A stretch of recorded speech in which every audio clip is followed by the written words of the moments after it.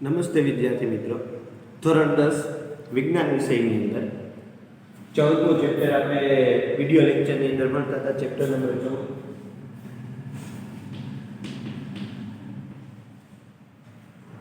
ઉર્જાના સ્ત્રોતો. આપણે કીધું હતું કે એકદમ સરળ ચેપ્ટર જ છે. ગયા વિડિયો લેક્ચરની અંદર તમે પવન ઉર્જા વિશેની માહિતી કમ્પ્લીટલી શીખી ગયા અને હવે પછી આપણે શું શીખવાનું છે એની પણ ચર્ચા ઓલરેડી અગાઉના વિડિયો લેક્ચરની અંદર થઈ ચૂકેલી છે. છતાં તમને ખાલી માત્ર થોડુંક રિવાઇન્ડ આપી દઈએ કે આપણે અત્યાર સુધી શું ભણી ગયા છીએ. તો આપણે અત્યાર સુધી પરંપરાગત ઉર્જા સ્ત્રોતો ભણતા હતા. એમાં અશ્મિ બળતણ, થર્મલ પાવર પ્લાન્ટ, જળ વિદ્યુત, જૈવભાર અને પવન ઉર્જા 5 ટોપિકને કમ્પ્લીટલી પૂરા કરી દીધા છે. હવે પછી આપણે શું ભણવાનું છે? તો હવે પછી આપણે બિન પરંપરાગત ઉર્જા સ્ત્રોતો ભણવાના છે. સૌર ઉર્જા, સામુદ્રિક ઉર્જા, ભૂતાપીય ઉર્જા અને ન્યુક્લિયર ઉર્જા. તો જે વસ્તુ આપણે ભણી ગયા છે એને આપણે ડિલીટ કરી દઈએ, એટલે કે આ વસ્તુ છે એને આપણે કાઢી. હવે જે વસ્તુ આપણે ભણવાની છે એની જ માત્ર ચર્ચા કરીએ. તો બિન પરંપરાગત ઉર્જા સ્ત્રોતો આપણે ભણવાના છે. હવે બિન પરંપરાગત ઉર્જા સ્ત્રોતો આપણે ભણવાના છે તો એના 4 ટોપિક ભણવાના છે. ફર્સ્ટ, સેકન્ડ, થર્ડ અને ફોર્થ. એમાં પહેલું સૌર ઉર્જા આપણે ભણવાનું છે. ફર્સ્ટ પહેલું સૌર ઉર્જા.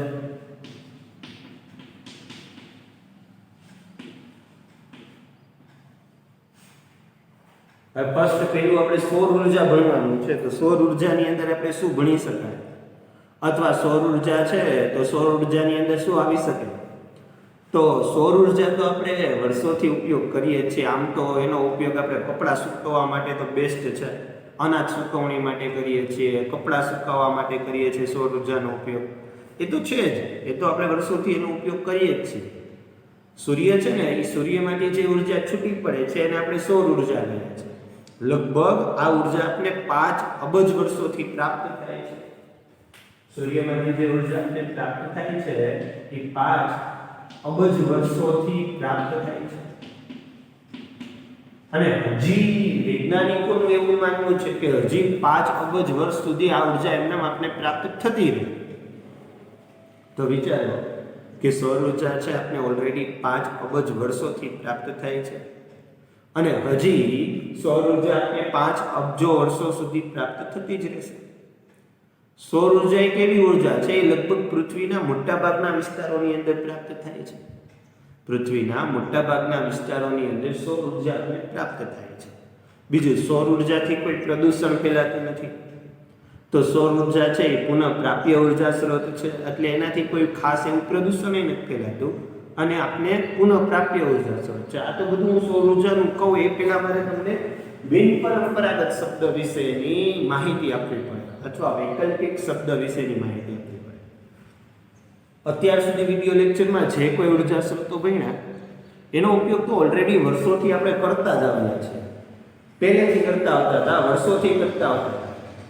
પણ જેમ જેમ સમય બદલાતો જાય છે, આધુનિક સમય આવતો જાય છે, આમ જોવા જઈએ તો નવી જનરેશન આવતી જાય છે, તેમ તેમ આપણી સગવડ તો વધતી જાય છે. આપણા મોટાભાગના કામો યંત્રો દ્વારા થતા જાય છે. તો મોટાભાગના કામો યંત્રો દ્વારા થતા જાય છે, આપણી સુખ સગવડો વધતી જાય છે. આ યંત્રો દ્વારા કામ કરાવવા માટે પુષ્કળ માત્રામાં આપણે વિદ્યુત ઉર્જા કે એટીસી બીજી કોઈ ઉર્જાની જરૂરિયાત છે. તો જેમ જેમ દિવસો પસાર થતા જાય છે, જેમ જેમ આપણી સગવડો વધતી જાય છે, તેમ તેમ જૂના ઉર્જા સ્ત્રોતો છે એ મર્યાદિત થઈ ગયા છે. આપણે વધુ વિદ્યુત ઉર્જા મેળવવા માટે કોઈ નવા સ્ત્રોતોની પસંદગી કરવી પડશે. એટલે કે જૂના સ્ત્રોતોના સ્થાને કોઈ નવા સ્ત્રોતો અપનાવવા પડશે. વૈકલ્પિક એક વસ્તુની જગ્યાએ બીજી વસ્તુ અપનાવી. અને એ ઉર્જા સ્ત્રોતો કેવા હોવા જોઈએ? તો કે પહેલા કરતાં વધુ કાર્યક્ષમ હોવા જોઈએ, પહેલા કરતાં વધુ ઉર્જા મુક્ત કરતા હોવા જોઈએ, પહેલા કરતાં વધુ ફાયદાકારક હોવા જોઈએ અને ઓછામાં ઓછું પ્રદૂષણ ફેલાવતા હોય તેવા હોવા જોઈએ. સમજાય? બિન પરંપરાગત અથવા વૈકલ્પિક શબ્દનો અર્થ શું થાય? બિન પરંપરાગત તો પહેલા આપણે પરંપરાગત ભણ્યા કે જે ઉર્જા સ્ત્રોતોનો ઉપયોગ આપણે વર્ષોથી જ કરતા આવ્યા છીએ. હવે આપણે જે કંઈ ભણીએ છીએ એ બિનપરંપરાગત ભણીએ છીએ, તો કે જેનો ઉપયોગ આપણે હમણાંથી કર્યો. હું કામ હમણાંથી કર્યો? તો કે જેમ જેમ દિવસો પસાર થતા જાય છે, તેમ તેમ વ્યક્તિઓને વધુને વધુ ઉર્જાની જરૂરિયાત પડતી જાય છે. આ વ્યક્તિઓને જેમ વધુને વધુ ઉર્જાની જરૂરિયાત પડતી જાય, તે વધુ ઉર્જાની જરૂરિયાતની પૂર્તિ માટે આપણે જે નવા ઉર્જા સ્ત્રોતો આમેલા છે એને વૈકલ્પિક ઉર્જા સ્ત્રોતો કહેવાય. પાછા વૈકલ્પિક ઉર્જા સ્ત્રોતો કેવા હોવા જોઈએ? તો કે પહેલા કરતાં વધુ કાર્યક્ષમ, પહેલા કરતાં વધુ ઉર્જા આપે તેવા, પ્રદૂષણ ન ફેલાવતા હોય એવા. તો આવા ઉર્જા સ્ત્રોતો છે એ આપણે આવા 4 ઉર્જા સ્ત્રોતો છે. એ 4 ઉર્જા સ્ત્રોતોમાં હું તમને સૂર્ય ઉર્જા સમજાવતો હતો કે સૂર્ય ઉર્જાની વાત કરીએ તો સૂર્ય આપને જે ઉર્જા આપે છે એમને સૂર્ય ઉર્જા કહેવાય. આપણે એનો ઉપયોગ 5 અબજ વર્ષોથી તો કરીએ જ છીએ, અને હજી આવી નવી ઉર્જા સૂર્ય આપને 5 અબજ વર્ષો સુધી આપશે. હવે લગભગ પૃથ્વીના મોટા ભાગના વિસ્તારમાં તડકો પડતો જ હોય, પણ આપણે અમુક ધ્રુવ પ્રદેશોમાં ઓછો તડકો પડે છે. એટલે લગભગ સૂર્યનો તડકો પૃથ્વીના મોટા ભાગના વિસ્તારોમાં પડે છે. ભારત તો એક એવું સ્થાન છે કે જ્યાં સૂર્ય ઉર્જા મેક્સિમમ વધુમાં વધુ પ્રાપ્ત થાય છે. વાસ્તવમાં તો સૂર્યમાંથી જે ઉર્જા છૂટી પડે છે અને પૃથ્વી સુધી પહોંચે છે, તો એનો અમુક ભાગ જ પૃથ્વી સુધી પહોંચે છે. પૃથ્વીની અંદર જ્યારે સૂર્ય ઉર્જા જાય છે તો એમાંની ઘણી બધી સૂર્ય ઉર્જા તો વાતાવરણમાં શોષાઈ જાય છે, અને પૃથ્વીની સપાટી ઉપર ખૂબ જ ઓછી માત્રામાં સૂર્ય ઉર્જા પ્રાપ્ત થાય છે. આમ છતાં દર વર્ષે લગભગ 500 ટ્રિલિયન સૂર્ય ઉર્જા આપણે પ્રાપ્ત થાય છે. તો આ સૂર્ય ઉર્જાનો ઉપયોગ જો આપણે યોગ્ય અને વ્યવસ્થિત કરીએ તો સૂર્ય ઉર્જાના યોગ્ય અને વ્યવસ્થિત ઉપયોગને કારણે આપણે ઘણો બધો ફાયદો મેળવી શકીએ છીએ. તો આ સૂર્ય ઉર્જાનો યોગ્ય અને વ્યવસ્થિત ફાયદો મેળવવા માટે આ લોકોએ આપણે પહેલી વહેલી વસ્તુ આપી સૂર્ય કુકર.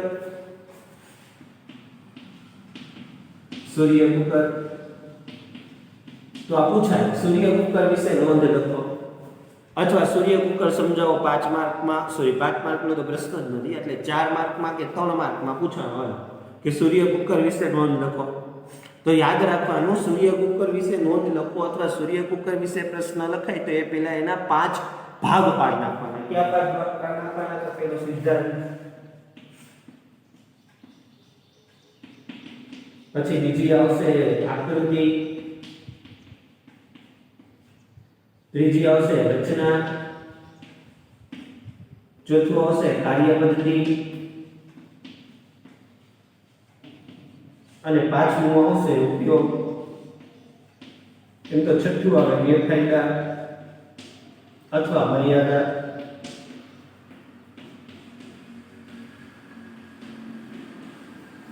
તો તમને સૂર્ય કુકર વાળો પ્રશ્ન પૂછે તો તમારે એના 5 વિભાગ પાડી નાખવાના: સિદ્ધાંત, આકૃતિ, રચના, કાર્યપદ્ધતિ, ઉપયોગ અને ગેરફાયદા. હવે આપણે એમ થાય સૂર્ય કુકરમાં સિદ્ધાંત શું આવે? તો આપને ખબર જ છે સૂર્ય કુકરનો સિદ્ધાંત 8મા ધોરણમાં આખું ચેપ્ટર આવતું, બરાબર છે. અહીં તો રિવાઇન્ડિંગ આવે છે. ટેક્સ્ટ બુકની અંદર કઈ આ બધું આપેલું નહીં હોય, તમારે તમારી જાતે ગોતવાનું થશે. હું શક્ય હશે તો પ્રશ્ન મૂકી દઈશ, તમારે એનો જવાબ બી મૂકી દઈશ, બરાબર છે. તો તમારા પૂરતું કામ છે 8મા ધોરણની ટેક્સ્ટ બુક લઈને એમાંથી આખો પ્રશ્ન જોઈ લેવાનો, બરાબર છે. એ 8મા ધોરણની ટેક્સ્ટ બુક લઈને તમારે આખો સૂર્ય કુકરનો પ્રશ્ન છે એ ચેક કરી લેવાનો છે, જોઈ લેવાનો છે, પૂછાય એવી પૂરી શક્યતા છે. તો સૂર્ય કુકરનો સિદ્ધાંત શું? તો કે સૂર્ય ઉર્જા છે એનું ઉષ્મા ઉર્જામાં રૂપાંતર કરે. સૂર્ય કુકર કરે છે શું? તો કે સૂર્ય ઉર્જાનું ઉષ્મા ઉર્જામાં રૂપાંતર.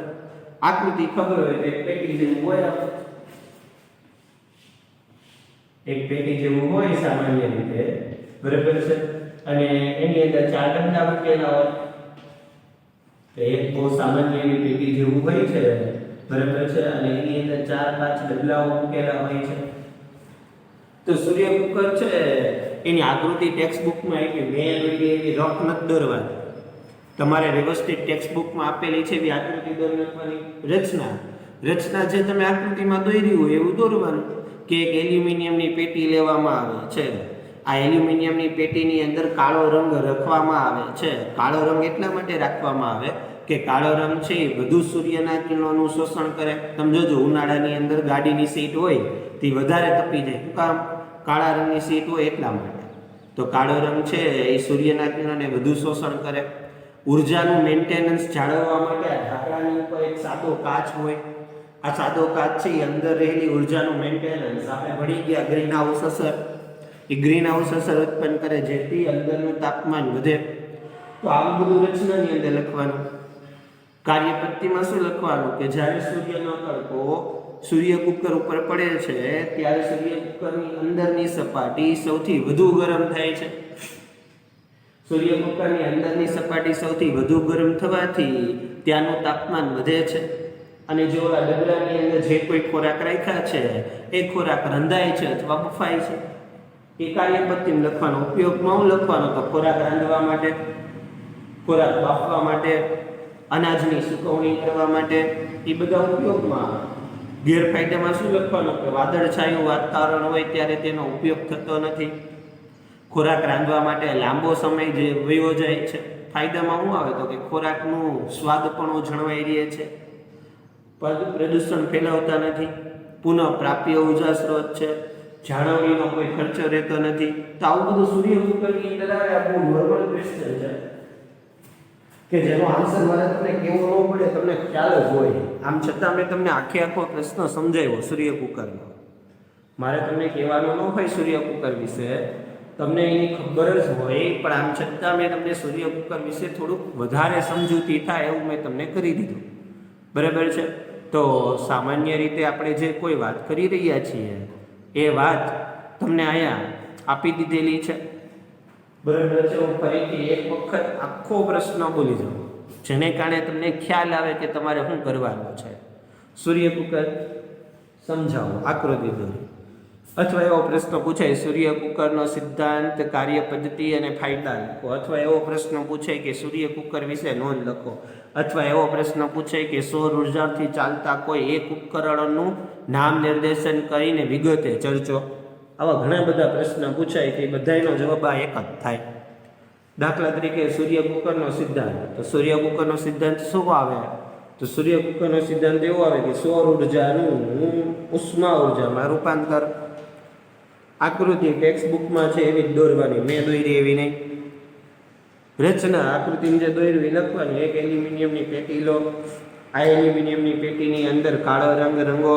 કાળો રંગ એટલા માટે રંગવામાં આવે છે કે જેથી અંદર વધુ સૂર્યના કિરણોનું શોષણ થાય ને વધુ ઉષ્મા ઉર્જા ઉત્પન્ન થાય. ત્યારબાદ એમાં 4 નાના ડબ્બાઓ હોય છે. તેની ઉપર એક સાદો કાચ કે અરીસો મૂકવામાં આવે છે જેને કારણે ગ્રીન હાઉસ અસર ઉત્પન્ન થાય છે અને વધુ ઉષ્મા ઉર્જા પ્રાપ્ત કરી શકાય છે. રચના પૂરી. કાર્યપદ્ધતિમાં લખવા. જ્યારે સૂર્ય કુકરને સૂર્યના તડકાની સામે મૂકવામાં આવે ત્યારે સૂર્યના કિરણો છે એ સૂર્ય કુકરમાં રહેલા કાળા રંગ દ્વારા શોષાય છે જેને કારણે સૂર્ય કુકરની અંદર ગ્રીન હાઉસ અસર જેવું વાતાવરણ સર્જાય છે ને વધુ ઉષ્મા ઉર્જા પ્રાપ્ત થાય છે. એના પછી લખવાનું કે ડબલાઓની અંદર અથવા તો ડબ્બાઓમાં રહેલો ખોરાક છે એ ઉષ્મા ઉર્જાને કારણે રંધાય અથવા બફાય છે. પૂરું કરી નાખવાનું. ઉપયોગમાં લખવાનું કે સૂર્ય કુકર છે એ આપણે ઘણી બધી રીતે ઉપયોગી છે. તે ખોરાકનો સ્વાદ જાળવી રાખે છે. એ વાતાવરણમાં પ્રદૂષણ ફેલાવતા નથી. પુનઃ પ્રાપ્ય ઉર્જા સ્ત્રોત છે. એની કોઈ જાળવણીનો ખર્ચ રહેતો નથી. ખોરાક રાંધવા, બાફવા કે સૂકવવા માટે સૂર્ય કુકરનો ઉપયોગ થાય છે. ગેરફાયદામાં લખવાનું કે સૂર્ય કુકર છે એ વાદળછાયા વાતાવરણમાં કે વરસાદી વાતાવરણમાં કોઈ ઉપયોગી થતું નથી. સૂર્ય કુકરને હંમેશા સૂર્યની સામે જ મૂકવામાં આવે છે. એના પછી સૂર્ય કુકર છે તો એનો બીજો ગેરફાયદો શું થાય તો કે સૂર્ય કુકરમાં ખોરાક રાંધવા માટે ખૂબ જ લાંબો સમયની જરૂર પડે છે. તો પતી ગયું ને, બસ આટલું લખવાનું. આજે મેં તમને સાદું સૂર્ય કુકર સમજાવ્યું. હજી બીજું સૂર્ય કુકર આવે એ પેરાબોલિક સૂર્ય કુકર આવે. એમાં તમે ખોરાકને તળી પણ શકો છો. ખોરાક છે એની અંદર રોટલી પણ શેકી શકો છો. પણ એ પેરાબોલિક સૂર્ય કુકર, પલવલાકાર સૂર્ય કુકર આવે. એ આ નહીં. આપણે સાદા સૂર્ય કુકર વિશે જ માહિતી આપવાની છે. બીજા કોઈ સૂર્ય કુકર વિશે માહિતી આપવાની થતી નથી. હવે નેક્સ્ટ આના પછી આપણે આગળ જોઈએ. તો હવે જે વસ્તુ આપણે સમજવા જઈ રહી છીએ એ વસ્તુ સોલર સેલ છે. હવે આપણો બીજો જે ટોપિક છે એ બીજો topic solar cell. Solar cell હજી જો યાદ રાખજો, હજી તો આપણે સૌર ઉર્જા જ ભણીએ છીએ. આ વિડિયો લેક્ચરમાં માત્ર સૌર ઉર્જા જ પૂરી કરશું. સામુદ્રિક ઉર્જા, ભૂતાપીય ઉર્જા, ન્યુક્લિયર ઉર્જા માટે પાછો અલગ વિડિયો લેક્ચર જો એ આની અંદર કમ્પ્લીટ નહીં થાય. અત્યારે તો માત્ર આપણે સૌર ઉર્જાના પહેલો ભાગ સૂર્ય પ્રકાશ ઉર્જા, સૌર ઉર્જાનો બીજો ભાગ આપણે સોલર સેલ સમજશું, પછી આપણી સૌર ઉર્જા પૂરી થશે. તો સોલર સેલ શું છે? તો આપણે ઘણી બધી જગ્યાએ કેલ્સી એટલે કેલ્ક્યુલેટર જોયું હોય ગણતરી કરવા માટે.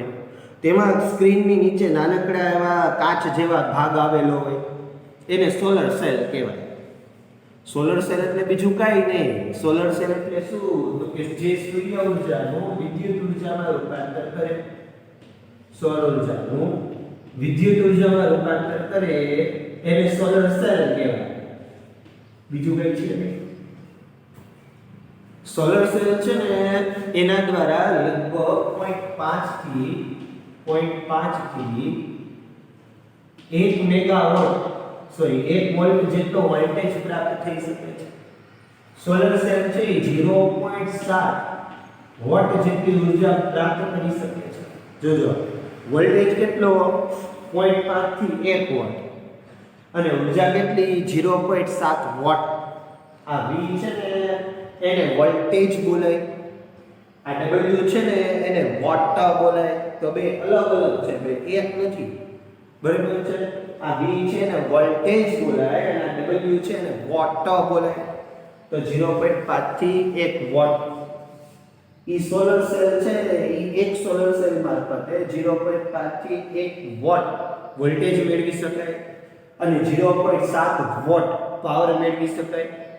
એટલે આપણે એક કરતા વધારે સોલર સેલને ભેગા કરી અને ખૂબ જ મોટી રચના બનાવવામાં આવે જેને સોલર પેનલ કહે છે.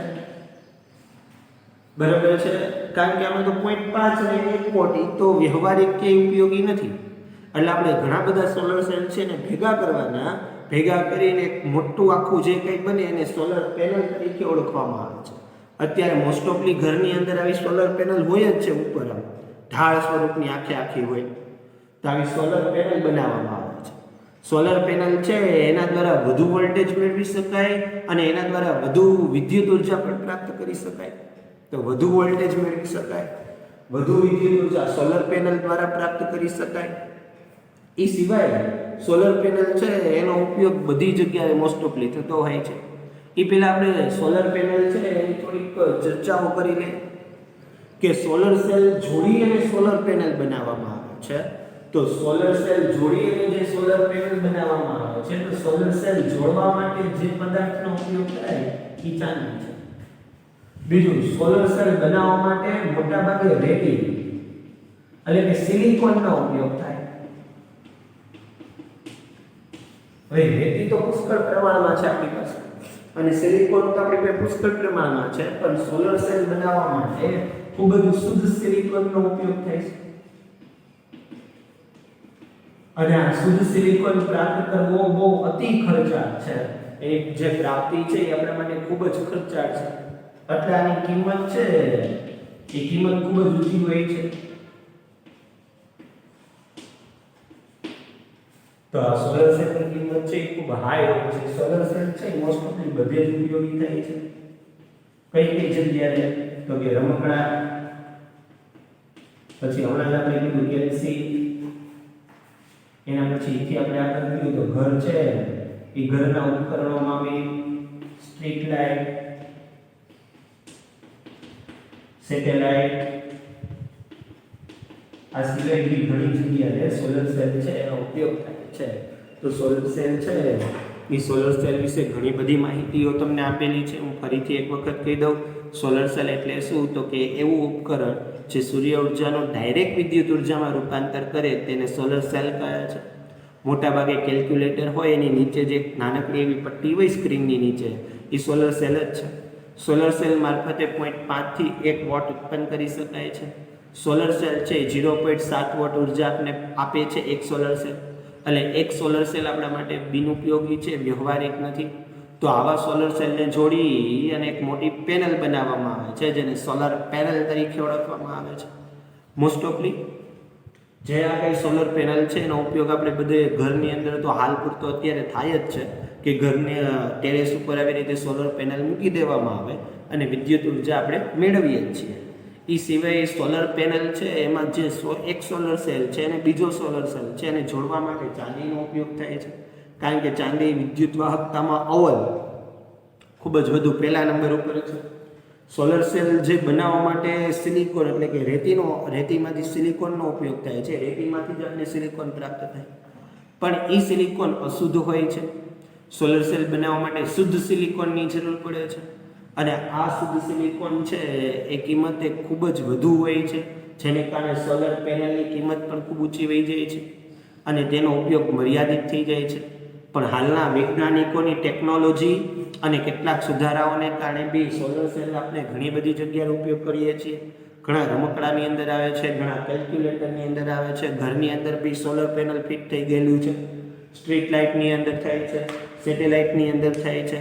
એ સિવાય ઘણી બધી જગ્યાએ કે જ્યાં તમે વ્યવહારિક ધોરણે વીજળીના વાયરો પહોંચાડી નથી શકતા એવા અંતિયાળ ગામોની અંદર આવી સોલર પ્લેટો ફિટ કરી અને વિદ્યુત ઉર્જા ઉત્પન્ન કરી શકાય છે. આવા તો ભારત દેશમાં ઘણા બધા ગામડાઓ છે કે જ્યાં વિદ્યુત ઉર્જા લાઈન અથવા વાયરો પહોંચાડવા ખૂબ જ ખર્ચાળ હોય, વ્યવહારિક ન હોય, ત્યાં આવી સોલર પેનલો ફિટ થઈ શકે છે.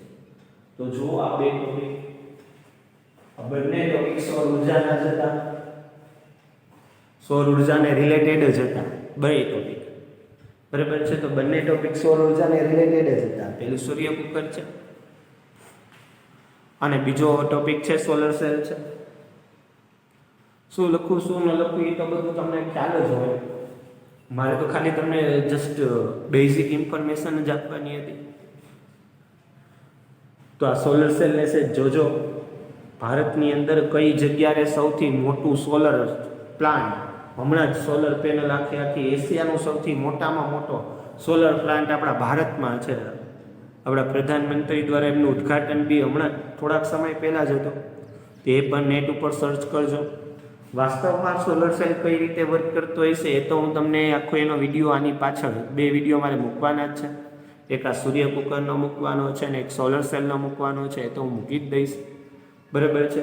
તે બંને વિડીયો તો આની અંદર હું એડિટ કરી જ દઈશ, એ તો તમને ખ્યાલ પડી જ જશે. પણ આ જે બહારની માહિતી છે ને એ પૂછાય નહીં, પણ આપણી જાણકારી માટે ખૂબ જ અતિ જરૂરી છે.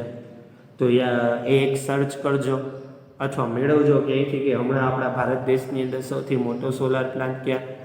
બીજું કે આપણે એક કેનાલ છે અને એ કેનાલની અંદર પાણી છે, કેનાલ એટલે એક નહેર હોય ને એની અંદરથી પાણી ડેમનું જતું હોય.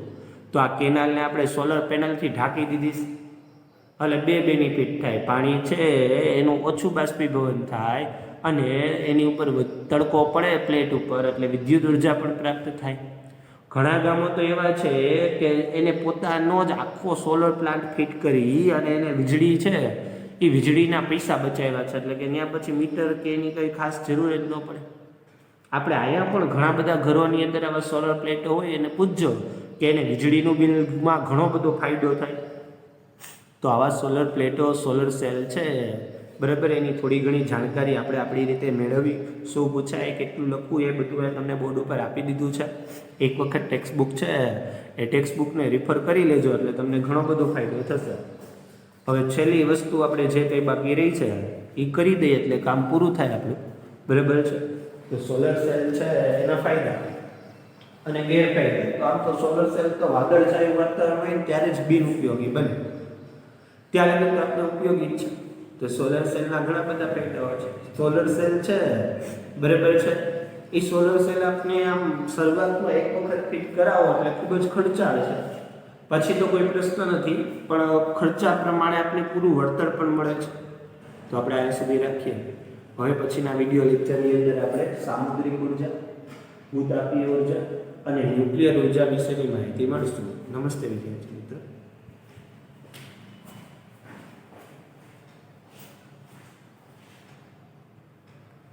The sun. Every day, the sun shines more than 3 trillion watts of free energy on the Earth. That's enough energy to power over 3 million homes for an entire year, being produced every day. Solar panels harness the energy and convert it into clean electricity to power our homes, businesses, and lifestyles.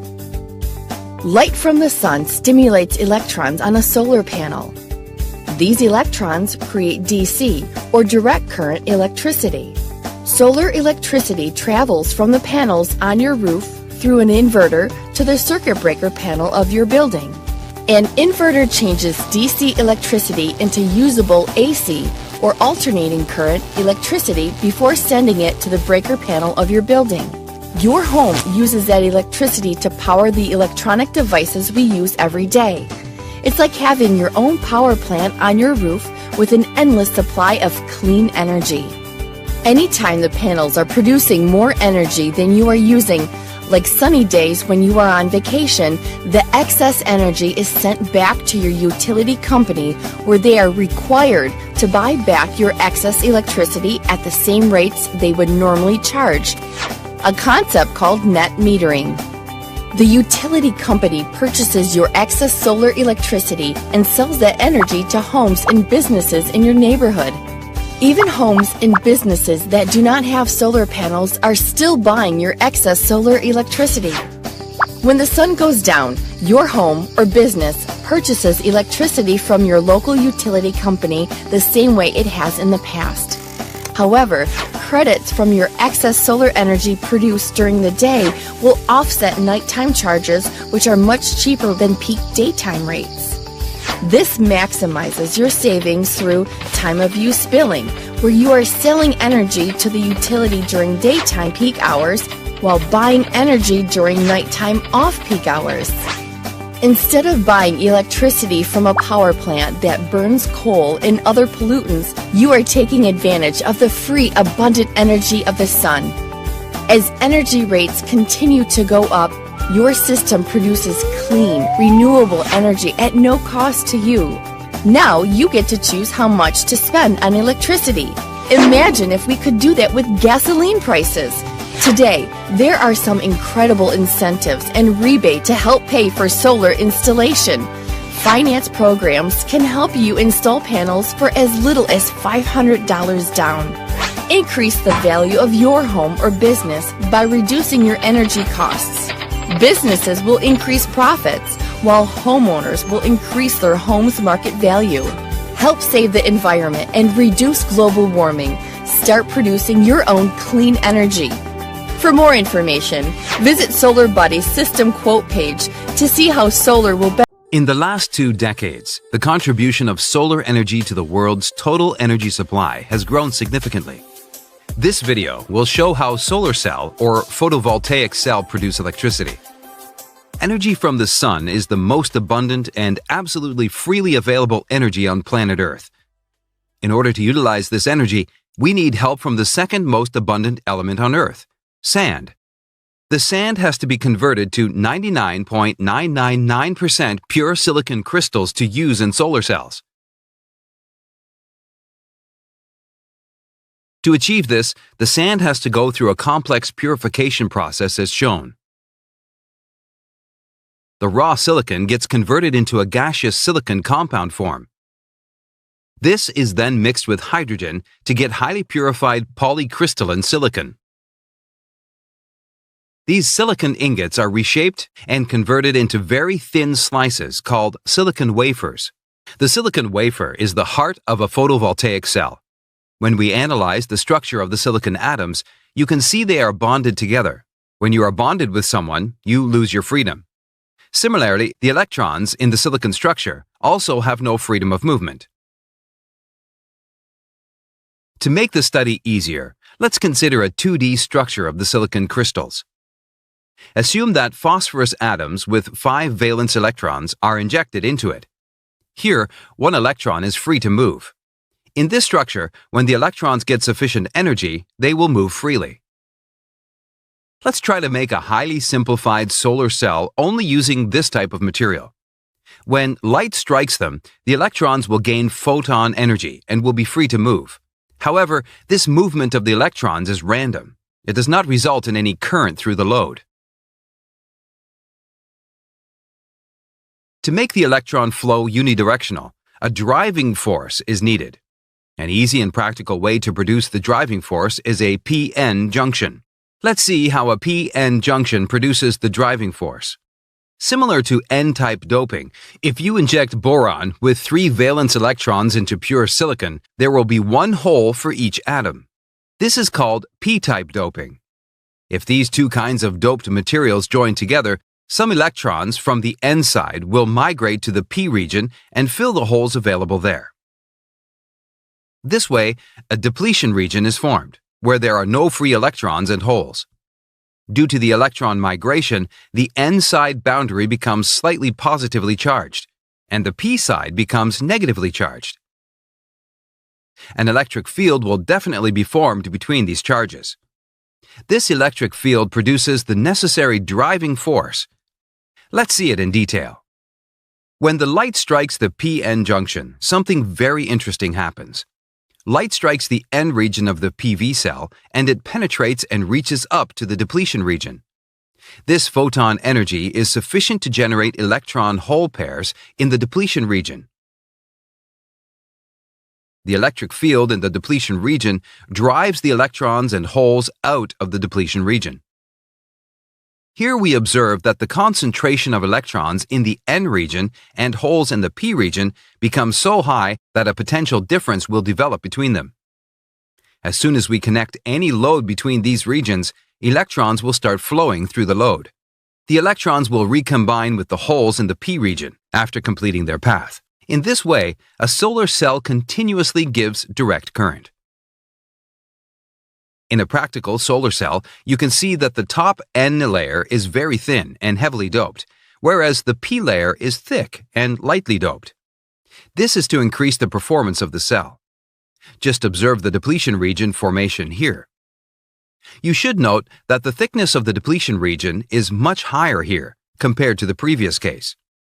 This means that, due to the light striking, the electron-hole pairs are generated in a wider area compared to the previous case.